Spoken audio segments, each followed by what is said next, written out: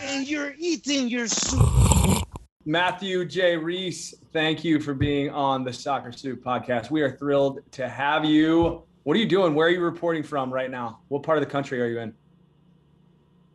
I am currently in Nashville, actually right outside of Nashville, Tennessee. Company I work with, we have an academy here, so try and get around and say hello to the people and do what I can to help. Yeah, that sounds a little political, buddy. What type of company are we working for here now? Yeah, I work for a company called Sporting Global, and we operate two Barcelona academies here in the United States. One's in Northern Virginia and one's in Nashville. Oh, no kidding. And you're still living in Southern Cal, right? I mean, you're a Southern Cal boy. So you know Messi. Our head office is probably a pitching wedge from where Gargs used to live in Manhattan Beach. Yes. Oh, yeah. You had to just throw a dig in there, didn't you, huh? Wait, so you said one was in Northern Virginia, and where's the other academy? The other one's in Nashville. Oh, okay. So both on the East Coast. All right.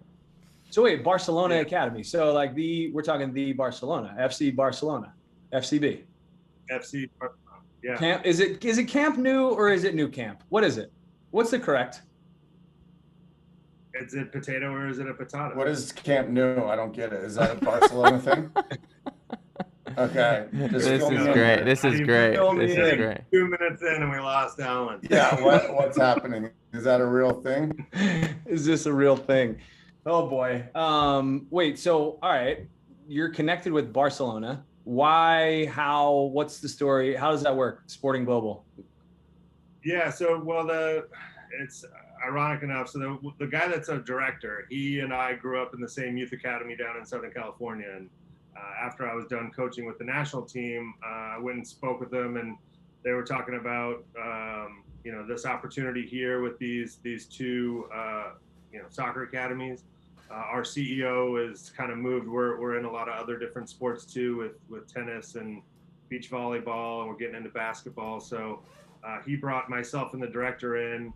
Pete Vandeven is his name, and he was my goalie coach at UCLA. Pete Vandeven. Yeah. Exactly. See, we got a bunch of goalies together. So yeah. Boy. So why youth sports? I mean, you came off a successful stint with the national team. You probably had your pick of jobs. You went out to Columbus for a year. Why'd you end up deciding to go youth? Yeah, great question, Alan. Thank you. He's been practicing that. So I was coaching in Columbus with Caleb and the crew there. My family stayed back in California, so wife and 3 kids are all back there. My oldest just started high school this year, and I got 11-year-old twins, so it was a little difficult trying to do that over long distance. And this was an opportunity to still stay in soccer and still be able to use what I've put together in the soccer world. And it's based out of Southern California, so I was able to get back home and spend time with the family. So, Matty, isn't there a Barcelona Academy in Arizona as well? Yeah, so that one, and there's one in New York. Those are both run by Barcelona, and then there's another company, a Spanish company called ISL, that runs the other 6 or 7 of them across the country. Yeah, there's a few. Yeah.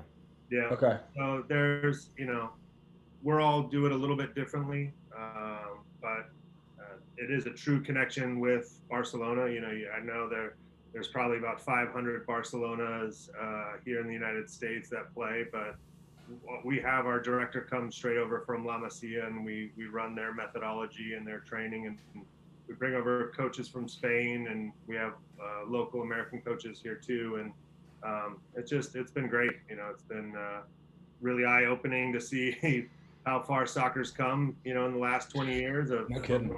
For you guys, it was probably the last 15 years from when you guys were playing youth soccer, but for some of us old guys, it's a little bit longer. What are you most impressed with? The level that the kids are playing at, or the structure of these clubs, or both?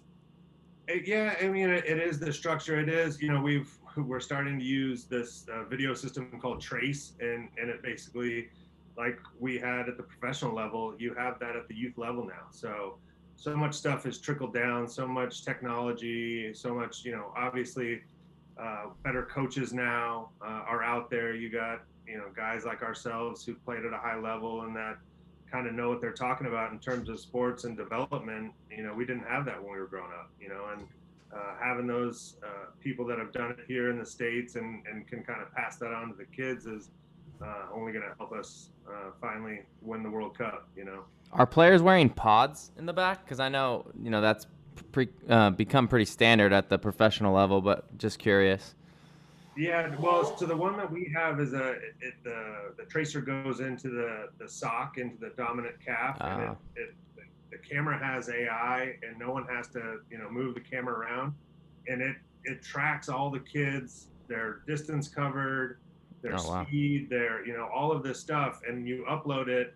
It's probably 5 or 6 hours, and then they will send you the cut up video of the game directly to you. Wow.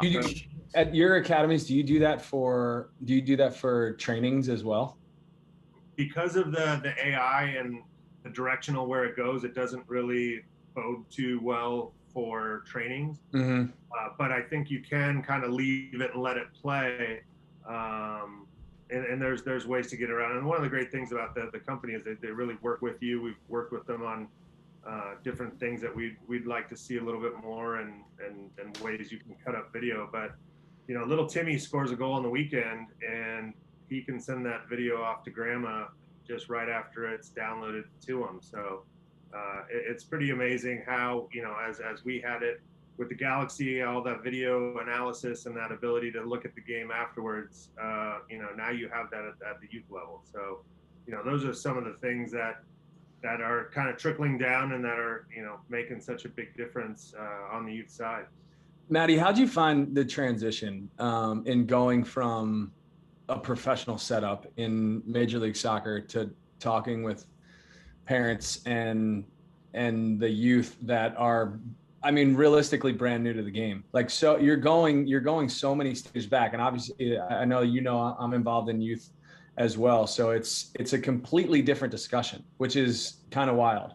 Yeah, no, and it's trying to temper the expectations of the parents and of the players. It's hard for us because we're the 1% that actually did make it. Mm-hmm. And people all think that they're like, yeah, no, I'm going to be a professional soccer player. And you're like, okay, that's great. That's a good idea. It's going to take a lot of work to get there, and you're going to have to sacrifice a lot of things. Do you practice every day? No. You practice every day because that's what you do as a professional soccer player. You play every day, and you got to get up after that tough game, and you get back out there again and do it again. And in our day, we were able to go straight into the MLS. Now the MLS is in a place where not too many kids out of college or not too many kids are going kind of direct into the MLS. So you're telling these kids, do you want to go down to Birmingham, Alabama, or do you want to go to Tulsa?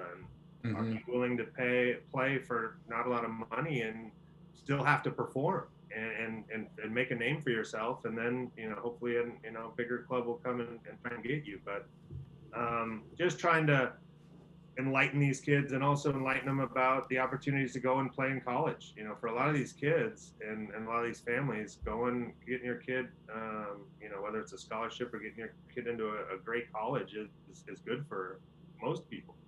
Do you feel like you get reasonable expectations, especially being with a company right now that it's representing Barcelona? Like, don't you feel like you get people that are completely out in space just to begin with from a starting point, or do you get the players that are legitimately phenomenal and might have a shot and are looking at the potential of going to Barcelona? Yeah, I think it's a little bit of both. I think everybody, especially in the last decade, loves Barcelona, loves the way they play, loves the aura about it. I think a lot of people think, yeah, I'm going to go and play for Barcelona, and sure, there is a very long shot that could happen, but at the end of the day, it's using the methodology and using that teaching Right. It's not good or bad. It's just different. It's a different way of looking at the game and trying to get the kids to buy into it and play that way. How exclusive is your club? Is it players everywhere, and you're recruiting them? I mean, it's a youth club. I mean, it's just like a youth travel team. It's the same idea. It's called Academy by name, but we play. So it's just in those two areas, Nashville and Virginia. For the company, that I work for. Okay. The two that we operate. Yeah. What youth league are you guys playing out of? Because there's so many, nowadays.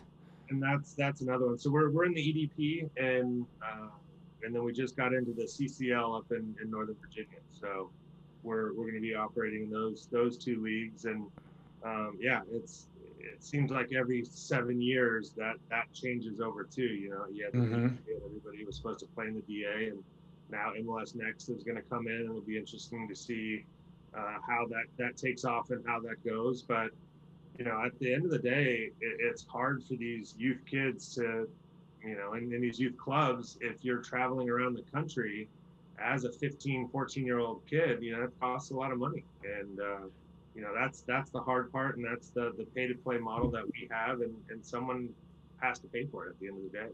So I want to not switch gears, but you were talking about the La Masia kind of thought process and development model that how deep into the U.S. soccer did you go? Did you go A? Did you go A Pro? I got my A license. Yeah. Okay. So you went pretty deep into it. So how different are those, like the ideologies? How different does that look like from a structure, from a setup, from going through the A and coaching in, our World Cup team, and then also now looking at La Masia and the way that they do things? Yeah, it's just like I said, it's just a little different way of doing it. It's a little bit more in terms of the Barca way of asking questions, of not really answers, of trying to have the kids make those tough decisions on the field and make that under pressure. And a lot of the coaching, our coaches aren't on the sidelines screaming and yelling at the players. They're not joysticking the players around and telling them. They're kind of letting them figure it out on their own, and obviously the model is to try and possess the ball, more so. And in terms of U.S. soccer licensing, it's not necessarily that much different, and now U.S. soccer is kind of like a play model is one of the ones that they do, and it's all different ways of looking at it, and it's good to learn more and open your mind a little bit more on what's out there. And I think it's great that there's a club like Barcelona that's here in the United States that's willing to help the U.S. players get better. And at the end of the day, that's what I'm about. I've always tried to leave it better than we had it, and I think this gives players an opportunity to grow and to challenge and to get better. I'm a huge joysticker. My U9 girls team, I joystick the shit out of them. I mean, I really do enjoy it. It's a different ideology that I deal with. That you've developed over the years, huh? Yeah. Send Cindy Long, send Cindy. Yeah, I was waiting for them to make the right decision. It never happened because they've never watched a soccer game, so I don't understand that ideology. That makes two of you. Yeah. I just tell them to run hard and bash. I always felt really good when someone was screaming and yelling at me. So all right, Maddie, here we go. You move from Stevie Nickel, right? Stevie Nickel and Paul Mariner was when you left New England to come to LA, and then you're with Bruce in LA for how many years? Coaching was 3, and then with the national team, another 1. Right. So coaching 3, the Galaxy, and then with the U.S. national team 1, which was a similar staff, right? Was it all the exact same? Yeah. Yeah. Yeah. 2 championships or 1 with Galaxy? 1 as a player, 1 as a coach. Yep. Okay. Yep. What year was it? 14? Yep. 14.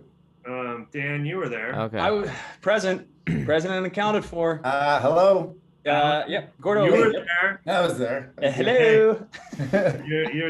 Your little roll after Keno was probably the slow motion best thing I've ever seen. Hey, I have it on. I have it playing on rerun in my house on one of those digital frames. What is it called? The NFT? Is that what they are? You should sell an NFT. Yeah, you should do that. Yeah, NFT for sure. Get in that market. So, and then you go from Bruce to Caleb. Yeah. So 3 in what I would consider 3. I mean, just if you could pick 3 opposite ends of the spectrum, you hit on all 3 of them. That's true. Don't they hate each other? Don't they hate each other? Yeah. What was that like? Who? No, Caleb and Bruce. I thought they dislike each other. Jeez. No, Shocker. that all got kind of blown way out of proportion. Oh, okay. Tell us about I it. would say, yeah, they are all. Did you broker a lunch, Matt, between the 2 of us? Could you imagine? I could see him with his chef like towel, serving them champagne. No, but they all 3 of them, they all worked really hard and were prepared, and the soccer wise, they were, they're great coaches. Stevie Nickel was prepared. What's that? Was he prepared? Who? Stevie Nickel? Yeah, we did the same thing week in, week out. There was Very prepared for the same training we session. we had a normal Tuesday practice on a Tuesday, but if we put it on Sunday, then you'd have a normal Tuesday practice on a Wednesday. Get out there, lads. Have a go. We always had 3 trainings, and it was always the same. And it was ironic because when we would play at home, we would practice on a Friday. But then if we traveled, we would just travel on a Friday. So Yeah. there's no That training. makes sense. Standard travel week. Yeah. You guys were phenomenal. Let's start with the Revolution, because you guys were really good. So how the hell were you really good? How did that add up? It was, if you look at a lot of those guys, a lot of them are coaches, or a lot of them are still in the soccer world. So, we had, and Stevie had a great eye for talent. You had a lot of guys. Everybody was super competitive. We had fights, we had arguments every single day. Franchino wasn't in any of those, was he? No, not too many. But no, nobody liked to lose. Our 5-on-5 games were always, it would go down the last one. People were screaming and yelling at each other, and it mattered, and we all wanted to win. And you put a lot of those talented players out there, and Stevie was the perfect guy for it, because he put us out there, and he had faith and believed in us, and it just kept adding more talent, and unfortunately we weren't able to win the last game, and that sucks. So you were a champion before you went to the Revs, and then going through that heartbreak, did you guys lose 4 in a row? It was 4 in a row, right? Well, so in 2002, I was with the Galaxy, where we beat New England, and then the first one, right? Yeah, but with the Galaxy, we had lost 2 finals before that. So were you part of those? Yeah.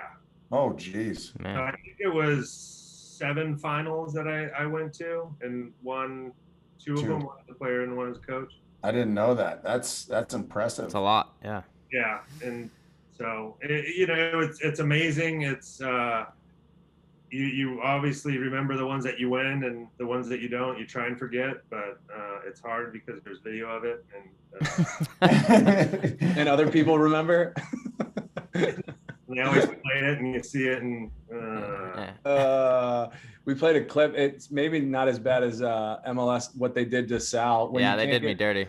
So we were playing a clip on the last one of if you can't find something like an old NFT on MLSsoccer.com, it's just a clip of Sal getting megged. Yeah.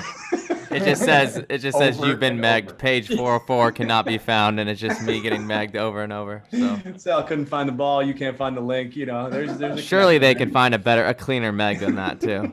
He's so mad because it clipped like It clipped my back heel, so it's not even clean.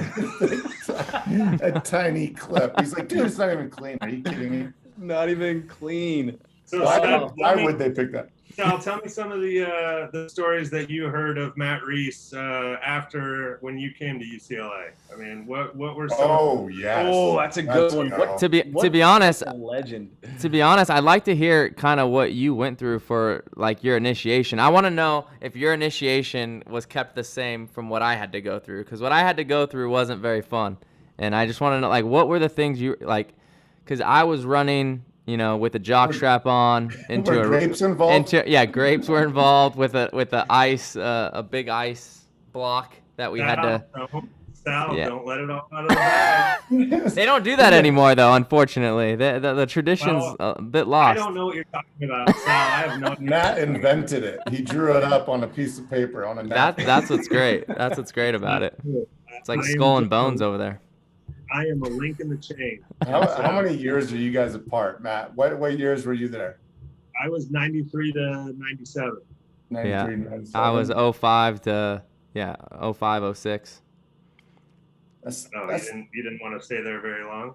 I had. No, dude. These guys are like one and dones, like Yeah. Kentucky basketball. Gordo was in college for 17 years. Went to I four was. different schools.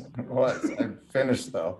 No, what do you mean? I mean, Bruin walk in the springtime. Does it get any better than that? I don't know why you would ever want to leave. I mean, I honestly enjoyed my time at UCLA so much. I wouldn't have left if Europe was calling and was throwing money at you as a 20-year-old. You had to take it. Sal, did you win at UCLA?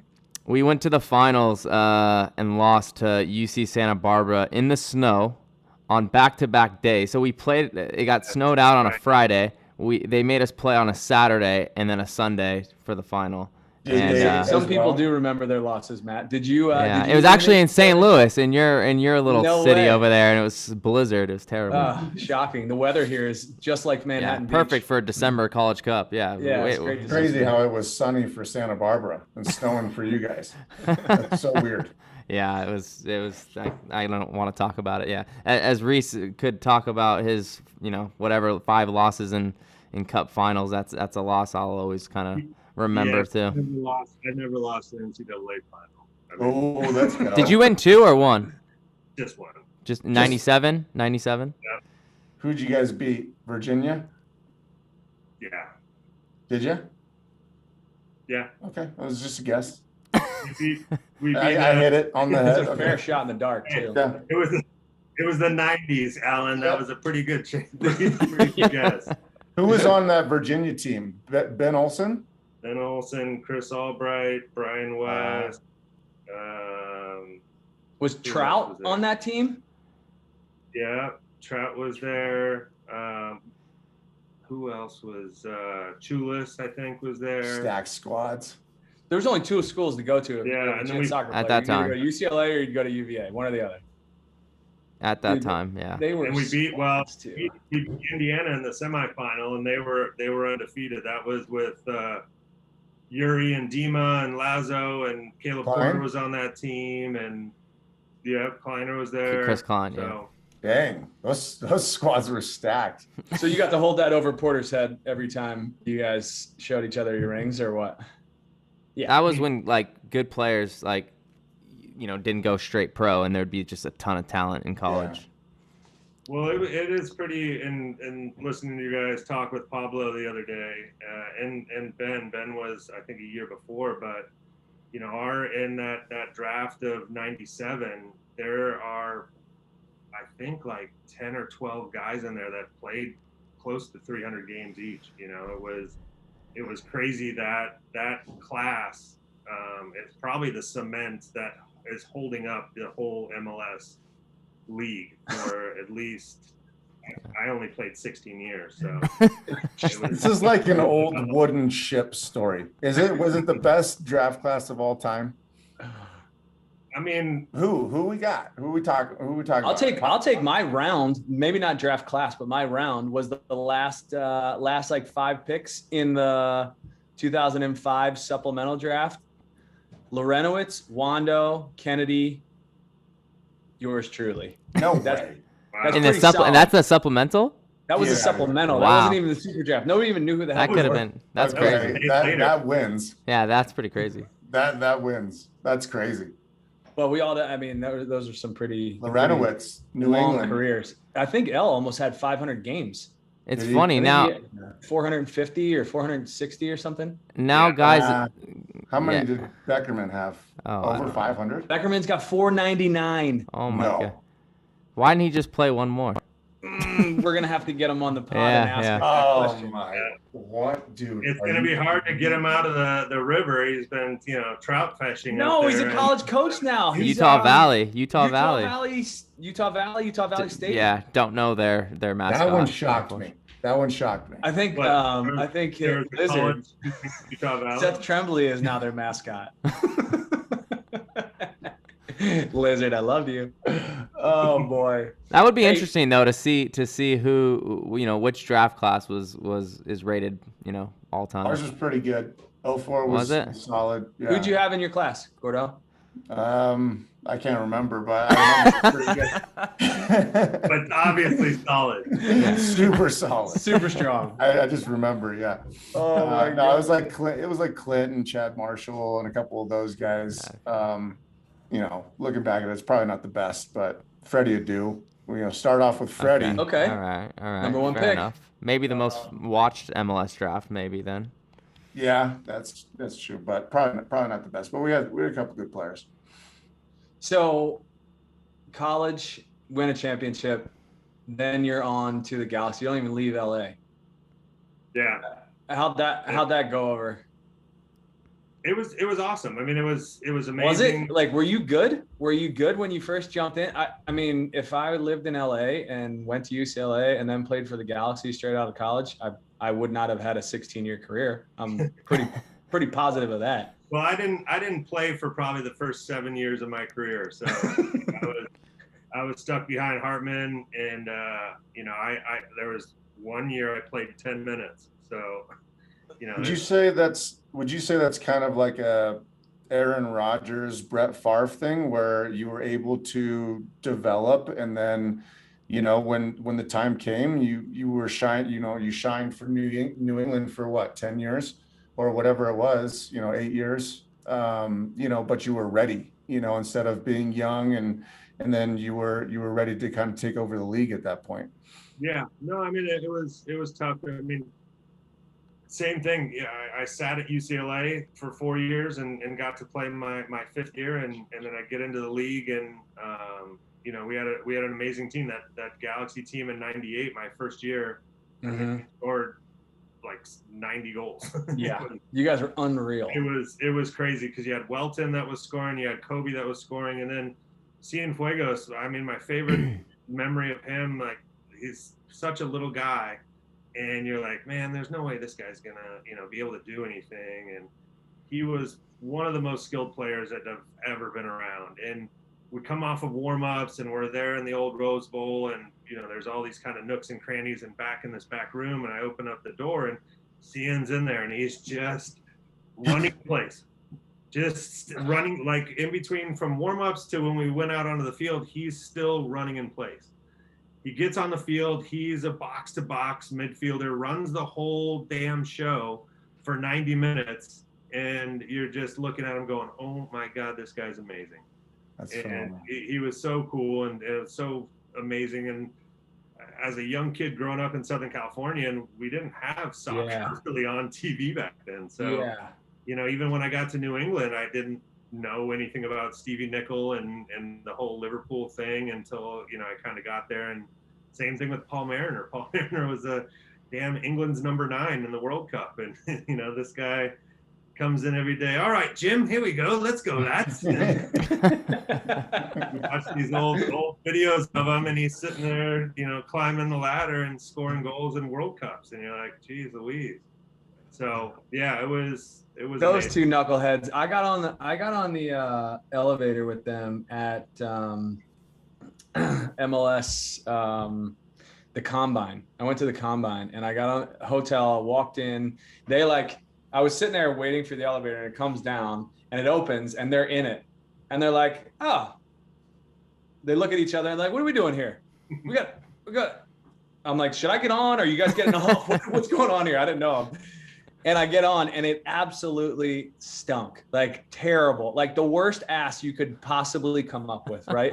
And I'm standing there and I'm a college kid at the time trying to make an impression. And I knew who they were in their, their full Revs gear. And they're looking at me and they go back up to their room or back up to, so they rode the elevator down, ride it back up, get off at 7, and they look at me and they're like, don't make this elevator smell like that ever again. And they just start dying laughing and get off the elevator. I was like, oh my God. And then I start hearing stories from like you and Lorenowitz and Schal and all these guys that are, but that was who they were. I mean, were they the biggest personalities in those rooms? Because you had incredible personalities in that team with Twellman, with Clint, with Raleigh, with Jay, Heaps. Who else was in it? Lorenowitz could tell a joke. Yourself. I mean, Parkey was there, wasn't he?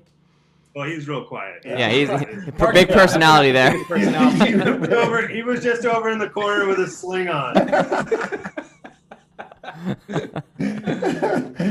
I'd have to think the two of them were the kind of the glue that held it together, right? I mean, so the funny story is, Stevie comes up and it's first couple weeks and we're supposed to go to this team function and he wrote on the thing attire, Revs tracksuit and all this and that, and he's walking away laughing. I'm like, because we all know that we're supposed to wear normal clothes, but that's for the captain.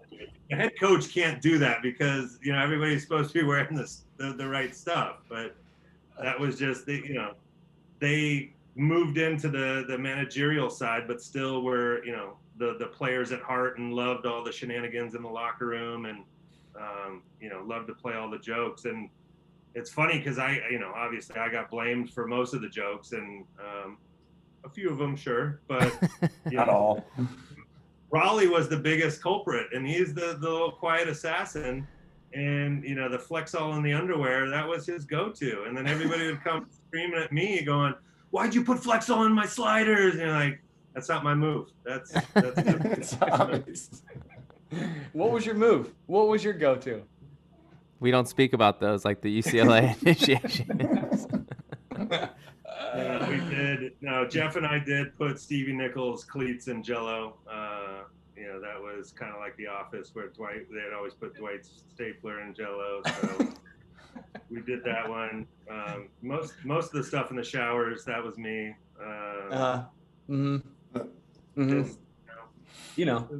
Just stuff. You were talking about Cienfuegos, and you said you played for 16 years, right? Yeah. So this conversation topic has come up a couple of times, just in like how much better the league is today than it was when the league started. And you saw, I think, a couple iterations of that league. One of the guys that always stood out as like in, let's call it MLS 1.0, was Kobe Jones from his athleticism. You saw an awful lot of athletes that came after him. Was he as dominant in MLS 1.0 as you would expect or think he would be in MLS 3.0 today? Or was it just because the game wasn't as good, but he was that superior? What was he like?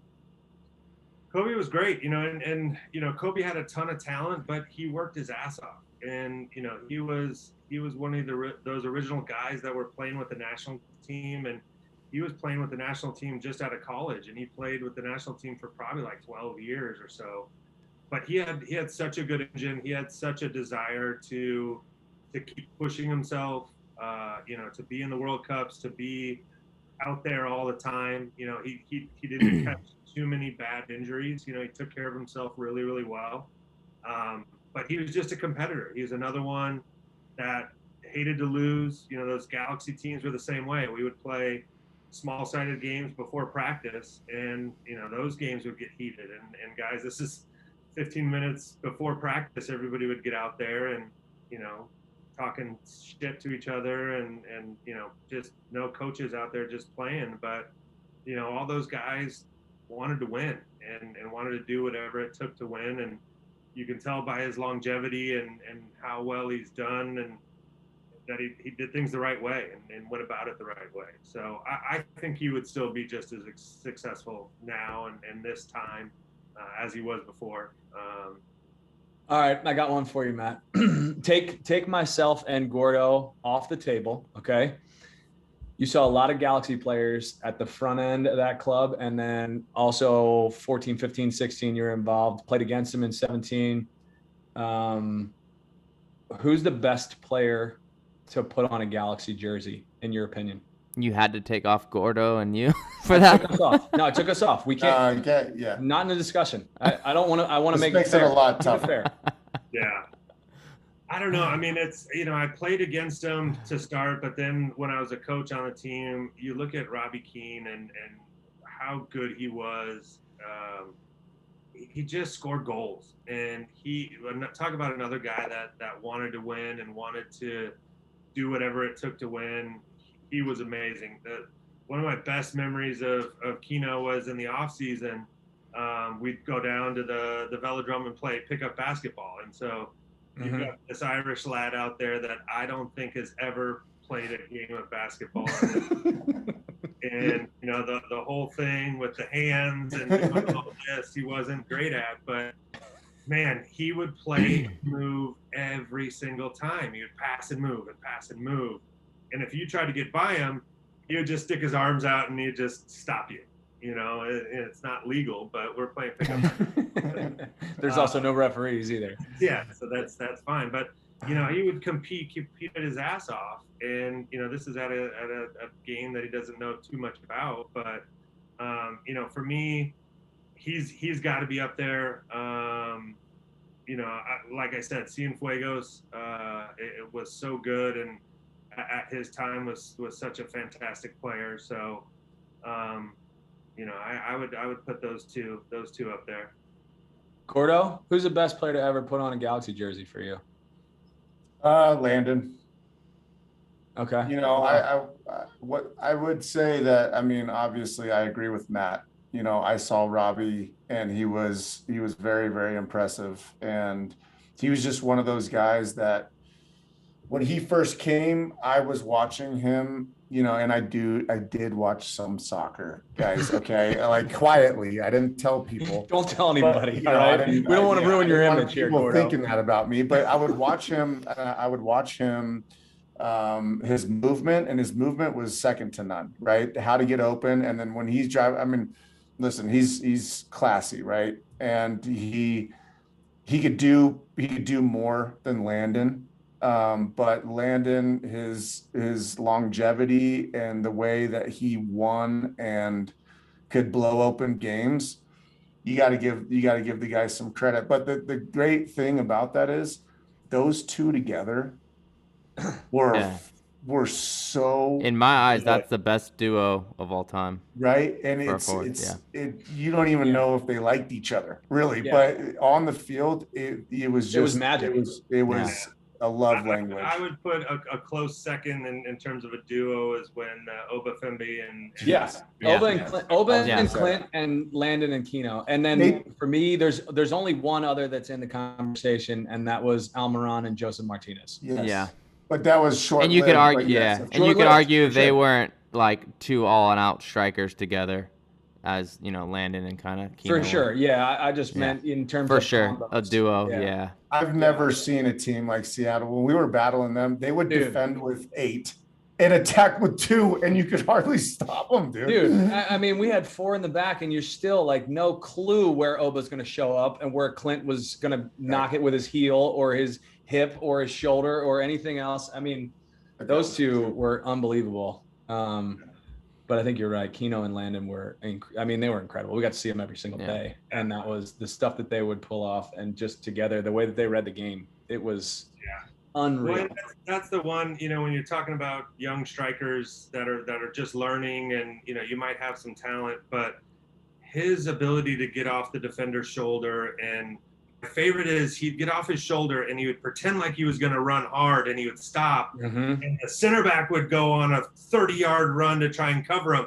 And he'd just stop there and laugh at him and point at him and like, look at this tosser. And He was cheeky. He was cheeky. yeah. They'd tell you all about it too. Yeah. Oh, do you see this? You see this? All right, so sticking with the Galaxy and asking asked Ben the other day, and I know that a lot more players came across your staff's desk. You were there for 3 years.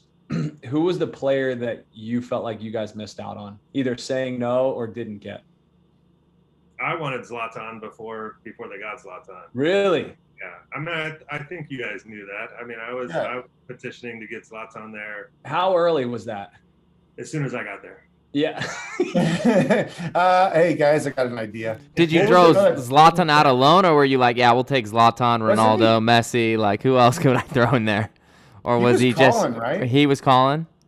But that's the thing about LA, and that was the thing that was so exciting being there is things weren't out of the realm of possibility. Anyone, yeah. If you say, hey, we're gonna go get David Beckham, it happens, you know. And so Zlatan was one that we were always talking about, like, oh my God, how amazing would this guy be? And Bruce is the type of guy that I think that could have, managed him really well. And so for me, it was Zlatan, but they ended up getting him after. So. And what about within the league? Give me a player within the league that you guys always talked about, coveted.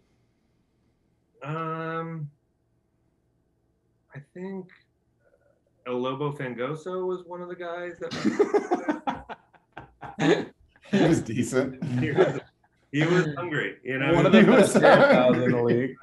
An animal in the box. He was probably Gibraltar's best player, I think. So for those of our listeners that don't know who Lobo Fangoso is, please tell us the story, Matt, because we need to hear that one. Well, this is before social media and this is incredible. Maybe most of the listeners just turned off, but no, it was April Fool's, and the old Gillette, we didn't train at the stadium, so we trained at this old insane asylum that was around the corner, and we would have to throw our stuff in the minivan, and the minivan, I don't know how or why, had this old like 80s hair wig in the back. And so it was like picture day, and so I grabbed that thing out and put on like this old nylon tracksuits that we used to wear, and just did all of those pictures that we had to do where it was like so did all of those, and we're gonna look down and then look up slowly. Look up slowly. Here. No, slower. Give a scream to the camera. That's the worst. Grab the crest and hold it up for the screen. Yeah. Act like you just scored.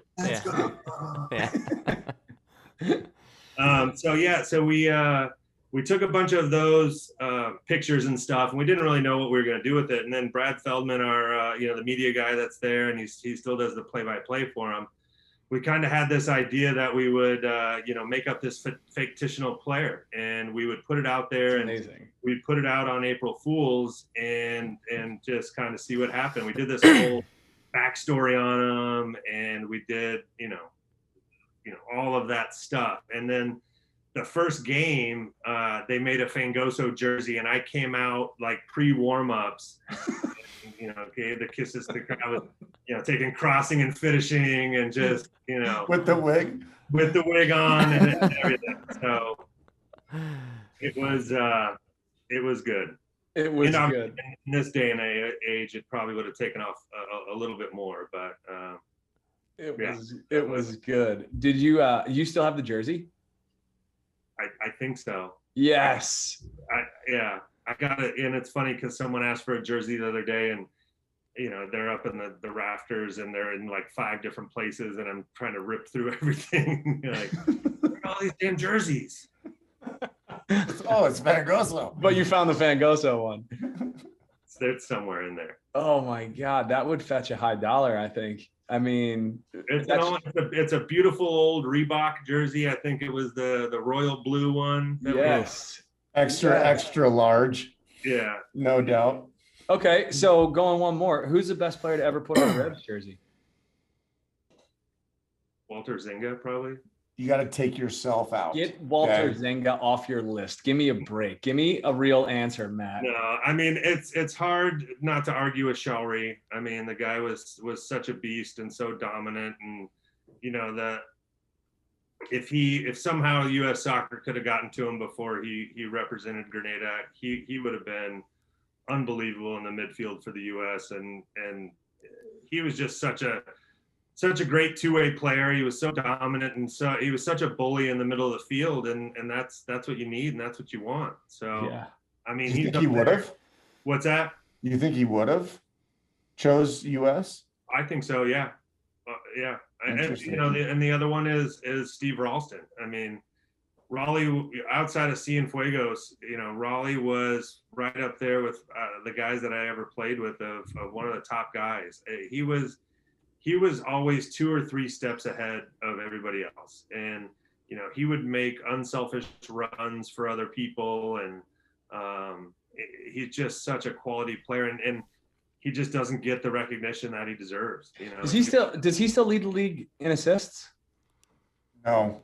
I think Landon got him. Landon took it. I think when Landon came back this 3rd time, I think he. They're actually still counting his assists now at San Diego Loyal.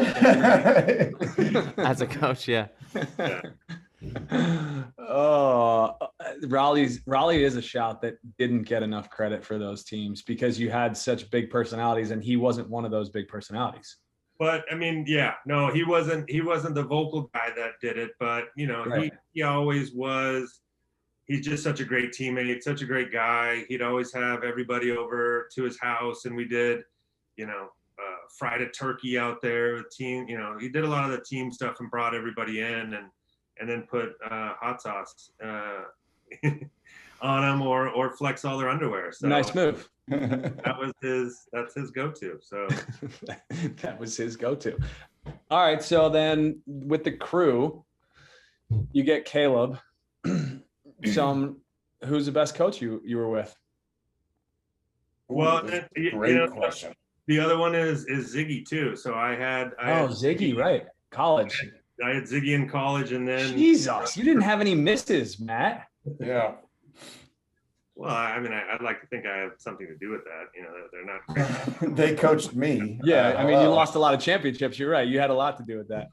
Move you right along. Yeah. All right, so 4. Those are 4 icons in the game. Obviously, the 2. What do you got? 2 of them that are still going? Yeah, because he's on TV. Yeah. He passed. Bruce still with the Revs now, and Caleb winning championships. 4 really, really good choices.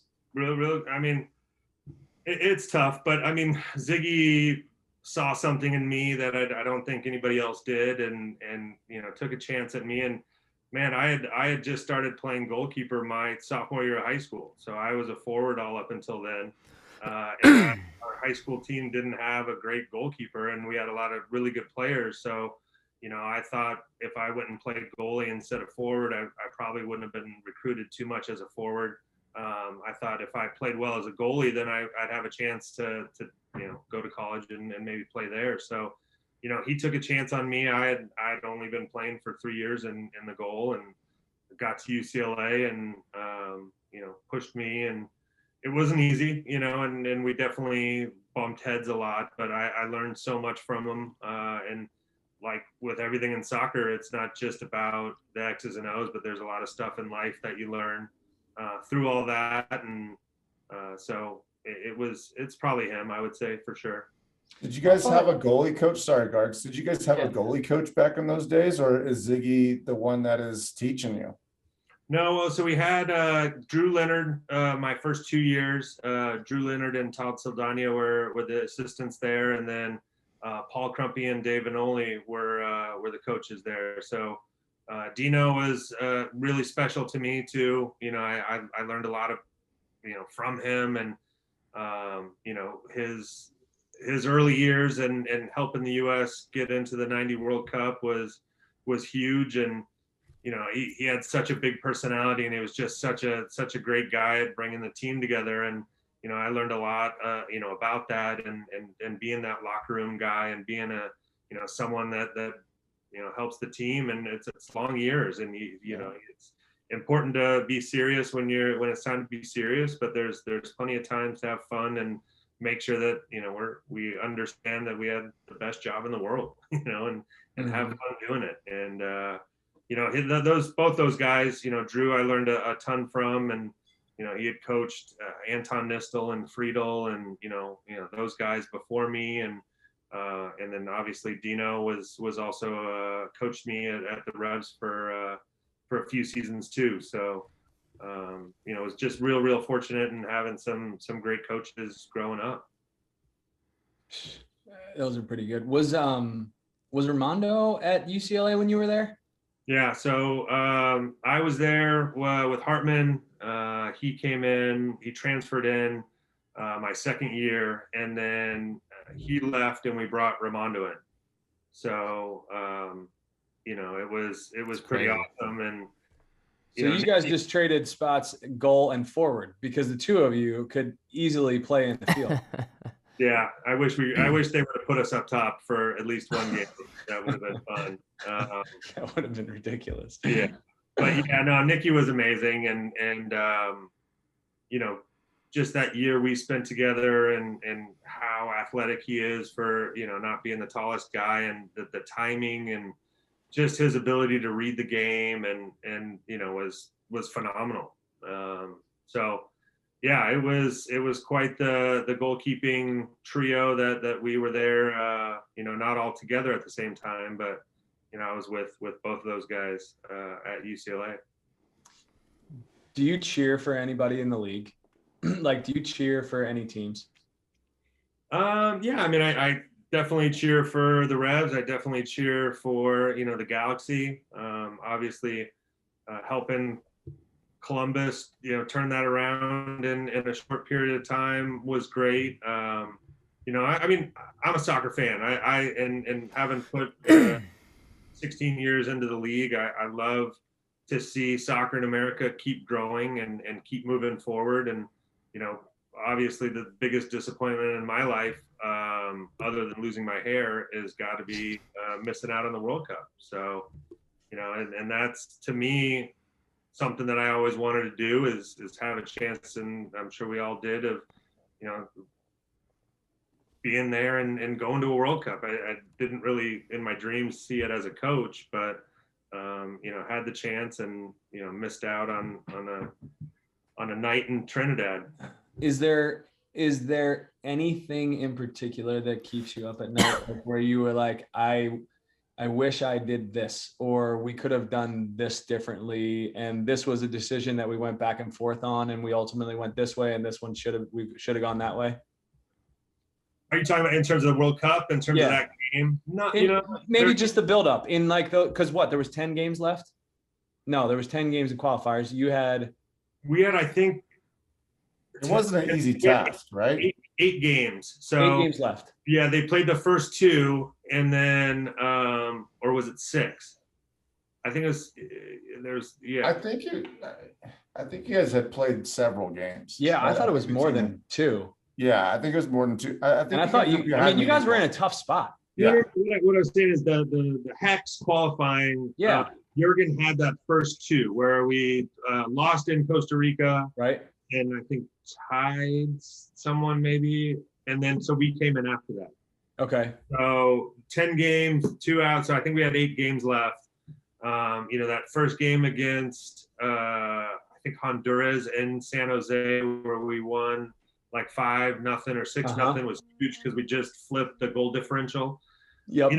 We did everything right. And Bruce did an amazing job. Our staff did an amazing job of, figuring it out. And we had to get everything right to have a chance. And we did. And we had 1 game to play in Trinidad. And unfortunately on that day, it wasn't ours. And for sure, you can look back and say, coulda, shoulda, woulda. Do we just leave one up and defend with with 10, and sure, we can sit there and do it all day, but at the end of the day, we rode with what got us there, and we put the guys on the field that were capable of winning, and we had a couple unlucky bounces, and it wasn't right. It didn't go our way. Where was the conversation when you had just said you rode with the guys that got you there, which is always that like delicate balance, because you, as a player, you never want to come off the field. So you want to play every single game. And that was the same way that our Galaxy team was. We would train when we had off days. It didn't really matter because we were all competitors. And that was the toughest thing, to take a rest, because everybody was so good. Everybody on that roster was so good. And it didn't matter when you came out. It didn't feel good. You didn't feel like you got that rest because mentally you were always engaged. So when you guys were thinking about that, because I know that was a big question mark. Like, there's so much talent in this roster. There's so much MLS talent. There's so much, CONCACAF talent that has the understanding of going and getting a result in Trinidad. Where did that conversation get to with your guys' staff? Yeah, and that's also too the hardest part about the national team is you've only got a couple of days to get the guys in. You have a plan. You go into that first game, and then it's a quick turnaround, 3 days traveling. It's not easy. So, we got into that last game, and it was a decision that, this is what we're going to do. And we moved forward with it. And, we had guys that had a ton of experience out there, and, it's always tough. And in hindsight, you can look back and say, yeah, woulda, coulda, shoulda. But we definitely had a team out there that could have won on the day, and for sure, hindsight, you look and say, should we have dropped someone next to Michael and helped out into the middle of the field? Could we have, switched this guy or switched that guy, or played this guy and not played that guy? And you can do that all day long, but it's not something that, I regret not being able to go to the World Cup, but it wasn't something that was for lack of effort or anything like that, or lack of preparation or anything like that. It was just, it's soccer, and sometimes those games come up, and they'll catch you every once in a while. And unfortunately, this is the one that was to go to the World Cup. Yeah, well, I mean, speaking from personal experience, and Gordo has the same personal experience, I don't think that preparation or group, group prep, group understanding of what you guys wanted to do from a staff was ever questioned in LA. And that was the same staff that went into that scenario. So did you guys have to change? I know, I mean, this is not just Jurgen specific, but, I was part of the camps with Jurgen, and there had been this kind of cancer growing, right? Not talking about specific players, but it was just time, and when players stop believing in a coach, then it starts to dwindle, right? And rot. Do you feel like you guys had to change the culture when you guys stepped in such a short amount of time, and were you able to do that?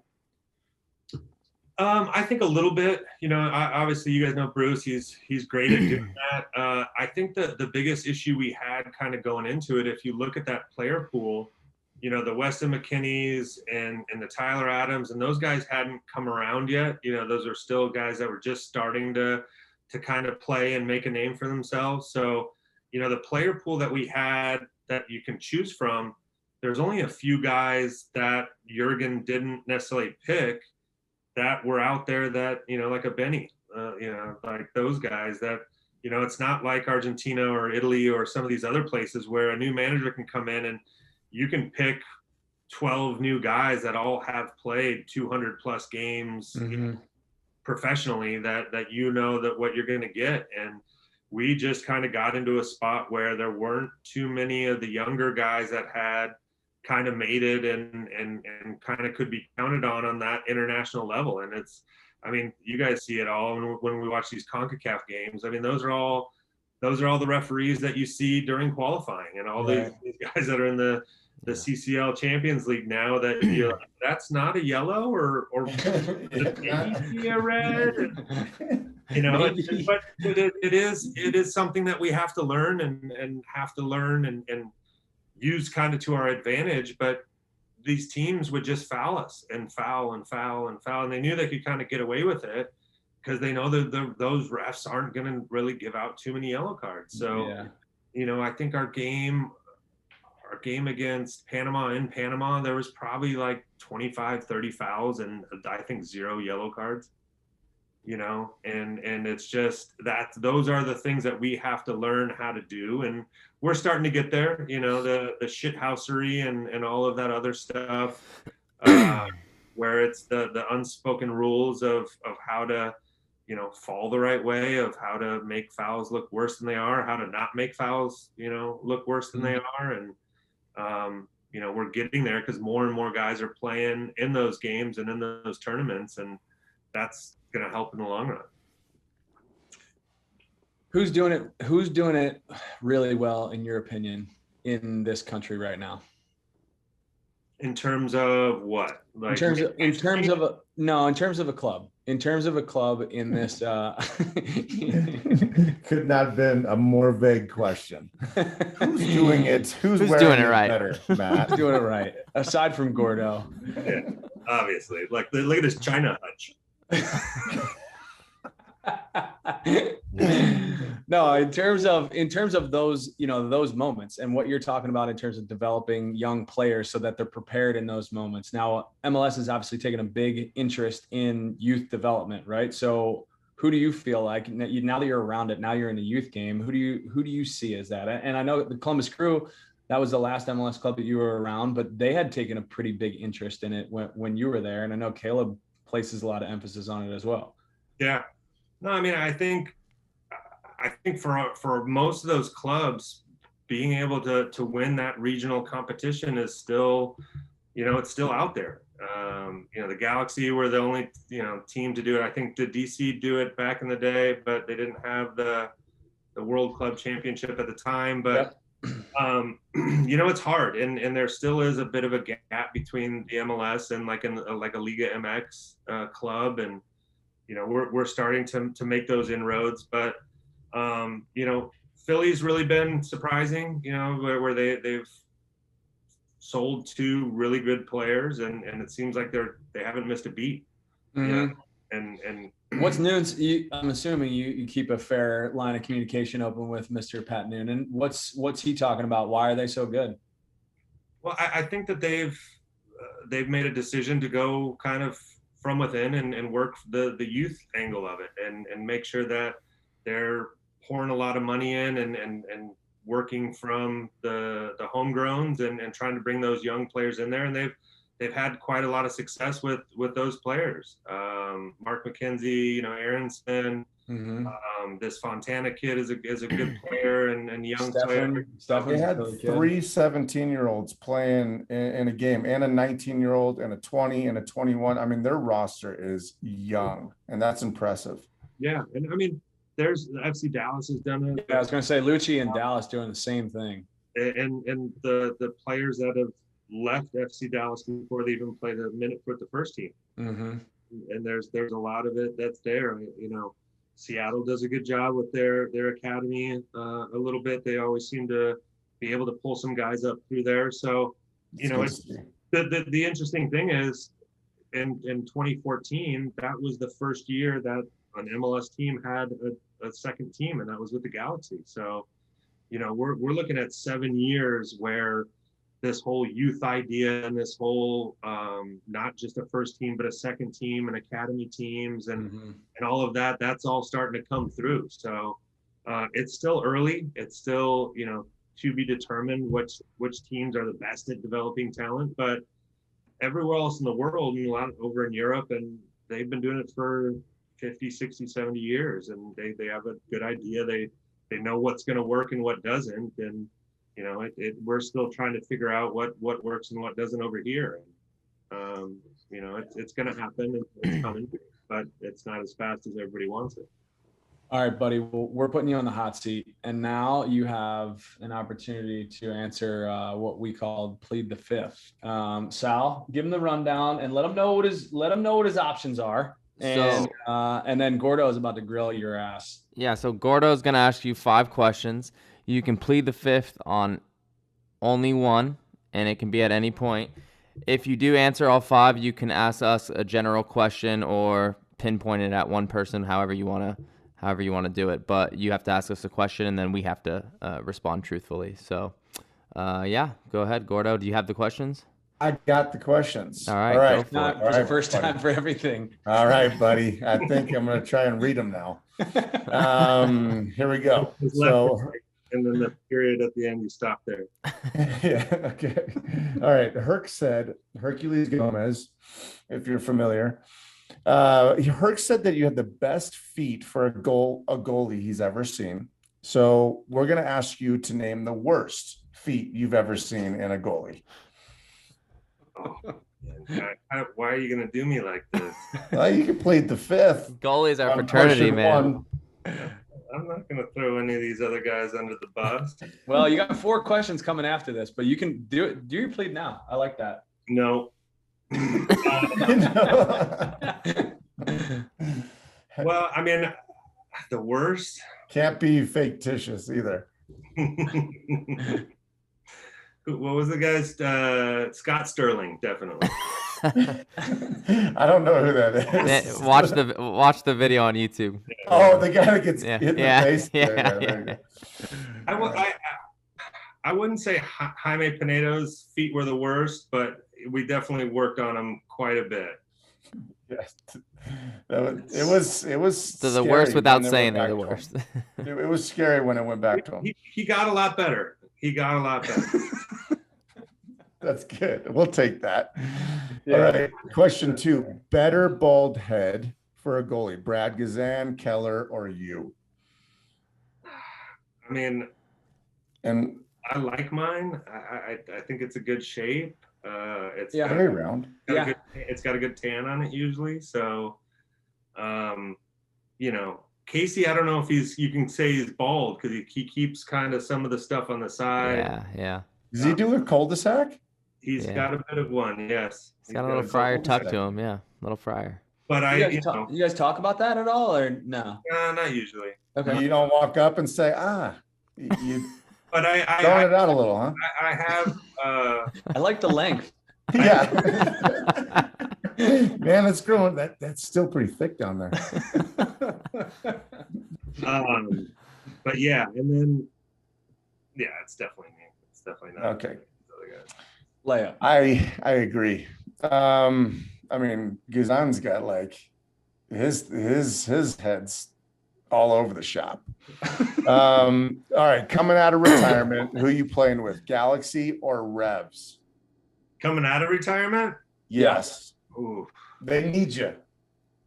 Matt, they call you both at the same time. Hey, Matt, we need you. Vanny was your teammate, wasn't he? Who?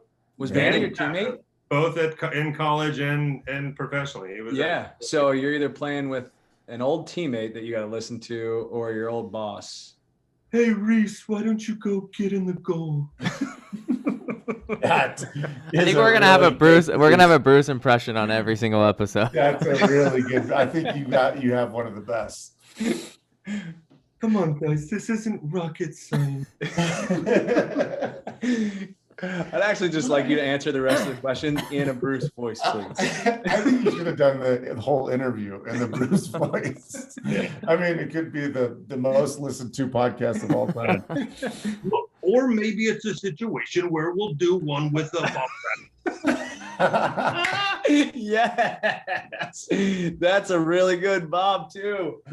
Oh, we Well put done. it. He's got talents other than soccer. no, I mean that's such a toss up. But I don't know. I'm gonna plead the fifth. Wow. Jeez. Oh my. Loyalty not to his expecting club. that Loyalty there, to but his that's clubs. good. Wow. I've got too much love for both of them. Yeah. I can't not say it. It's hard Good because res- obviously All right. Well, good luck with this question, my pal. hometown team. This comes from a fan. This next one. Oh, so Okay. you got 5 questions from the fans? No. Yeah. All right, ahead, go ahead. rank these UCLA Bruin goalkeepers from best to worst. Brad Friedel, Hartman, Lamondo. Wow. I I mean, what are we going best to first on? I mean, shit. However you want to. However That you is want a to. very good technicality, Matt Reis. Well, I'm Look at him. gonna do it by alphabetically, so it goes Friedel, and then Hartman, and then Raimondo. I can't believe you think Ramondo's the worst out of all those guys. And by worst, his name starts with the letter that's towards the end of the alphabet. There you go. There you go. All right. These guys are good at avoiding questions, better than I would be. All right, last one. Name all the coaches you have had as an assistant. Oh, no, wait. That was this reading thing that I'm trying out. Name all the coaches you have been on. Oh my God. Oh my God. No, it's my brother. Let's It's trust go me. back. That's brother- bad. That's a bad That's bad sentence. grammar. That's That's bad a bad grammar. sentence. You know I'll read what's on the monitor. guys. Come on, Ron. Yeah. Come on, Ron. Thank Come you, on. San Diego. Okay, name the coaches you've been an assistant with. No, I think it's. You know, you didn't have to read it. Like you could actually just ask the question. Who have you assisted under? And then and now rank those coaches. Rank those I coaches can't- that you've been an assistant coach for, basically. Yeah, man, I can't believe I That's already tough. completed the Yeah. Yeah. coaches. So it started with Bruce Arena. Aye. Yeah, and then from there it was Dave Sarakin with the national team. Oh, yeah, there you And I also worked with Sean Chikaris when he was with the youth national team. I was with him for a couple camps, and then Caleb is the last one. So that's it. That's chronological. Now you need to rank them. Oh, he didn't read the ranking part. Well, now you have to rank them. He couldn't even get past the first He's part. not a good reader. That's called the old rope-a-dope. pal. Gordo, don't read good. We got him in there. So I would say going from tallest to smallest, it's Bruce, and then it goes. Well, see, because we're getting, it gets real short real quick. I think it's then Caleb, and then it's between Sarakin and Chikaris. I mean, they're probably pretty much the same height. So, Aye. Well, there you go. I And know. that's it for you, pal. Reis, where are you sitting courtside? You sitting at the Celtics or the Lakers? Lakers. I got a guy I know there. So yeah, Lakers. That's how about Dodgers or Red Sox? Padres. Got a guy. Padres, baby. You All like the day. Sox? All day. I would say Fenway for sure. Yeah. Yeah, Hard to beat. It's more culture. Yeah. it's the best bar in Boston. Yeah. Yeah. Fenway Park. You go Fenway there, Park. you see Manny hit a homo over the Green Monster. Man, it like lands and lands down street. It's wicked hot. Pick it hot. Oh my God, you are a treasure. You are an absolute treasure. Listen, Maddie, we're gonna get you out of there on that because that is tough to beat. And Yeah. thank you for Yes, thank thanks you for for being jumping on, on. Matt. Well, I'm glad you guys recorded this because the last podcast I went on, they had some technical difficulties and didn't record it, and we had to do the same thing over again. No, they made you. I wouldn't even make you do it again. If I don't even know if we could do another hour and 30 minutes. Yeah, well, all that we're paying you so much. I don't know if we have it in the budget. Yeah, you can't do it again. No. You're keeping the money? Regardless? Wait at least a year. Alan's got to sell some of his treasures in his hutch. Full of mortgage money. Gordo's never gonna do a Zoom from in front of his China hutch ever again. Oh no, I'm gonna start putting It's a staple. hidden things in there. Hey, is Diaper Bex asleep already? Yeah, I wish I could get him on, dude. And so we just passed the Diaper Becks jersey on to the neighbor, and I call him Diaper Becks. No way. Yeah, so it lives no way on. That thing is even white anymore. That jersey Oh, is dude. like a grayish brown. That thing's been we got it from somebody in Santa Cruz who passed it down to us. I mean, that thing has been used and abused. Yeah. Hey, say hi to the twins, dude. Say hi. Say hi to Jacob. I'll never forget. I don't know which one it was, but I did find him in bed with my daughter, with his shirt off. And I walked in. I said, "What are you guys doing?" He's like, "Hey, we're playing family." Grace is just sitting there. I'm like, get out of the room right now. Playing family. That's great. Absolutely, yeah, it's 11. I've got an idea of who that is, but I'm not like Ted Cruz. I'm not gonna throw my kids under the bus. Yeah. Good times. All right. Yeah. Well, thanks, Matt. All right, Appreciate Maddie, it, man. You're out of here, dude. All right, you guys. I'm sure you can cut that up and use about 35 minutes of it. We'll see. Yeah. See what we get. We'll see. We'll let you know. We'll send it to you and Probably not anything gonna use any of it, to be honest. But it was good seeing you. It's good to talk to you. anything you want taken out, let us know. We'll send it to you first. Raw edition. No, I'm kind of a one-ski dunsky. Okay. Yeah, you probably won't listen to it anyway, so it's fine. Me either, so we're even. Yeah, we're good. I just download it for the numbers, but I don't re-listen to them. All right, Well, Matt. let me know if you guys get a huge uptick in the viewership after. Massive. We're gonna jump up 2 spots at least. In the Northern Virginia area.